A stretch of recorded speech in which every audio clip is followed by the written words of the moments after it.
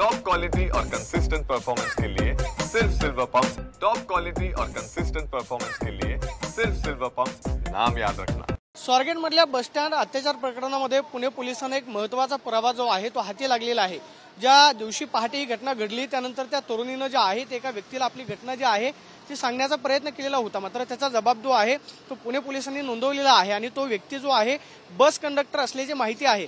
सध्या आपण पाहतोय की स्वारगेट बस आगारामधून वाहतुकीचे नियम जे आहे ते पाहण्यासाठी आपण पाहतोय की आता शिस्तीमध्ये एसटी प्रशासनाकडून इथली वाहतूक जी आहे ती लावली जाते, मात्र आपण पाहतोय की अजूनही पुणे पोलिसांचा बंदोबस्त जो आहे तो स्वारगेटच्या बस आगारामध्ये आपल्याला पाहायला मिळतोय।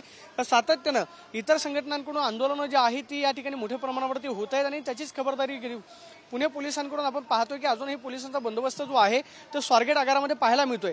सगळ्यात महत्त्वाचं म्हणजे ज्या दिवशी ही घटना घडली त्या दिवशीचे खरं तर बस आगारामध्ये उपस्थित असणाऱ्या जवळपास 7 ते 8 व्यक्तींची जबाब जी आहे त्याचबरोबर चौकशी जी आहे ते पुणे पोलिसांनी केलेली आहे।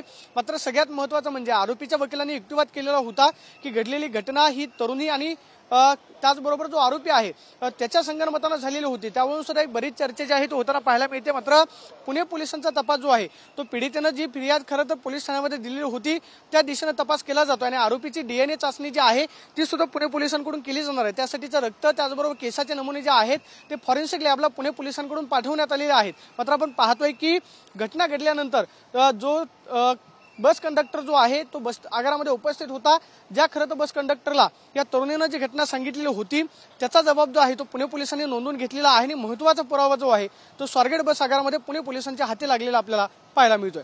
कॅमेरा पर्सन तुषार ननावरेसह प्रदीप कापसे, TV9 मराठी, पुणे।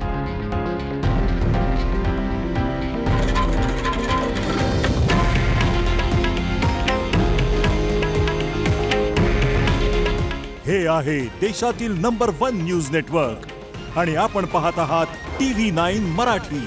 काळजी तुमची, हित महाराष्ट्राचं।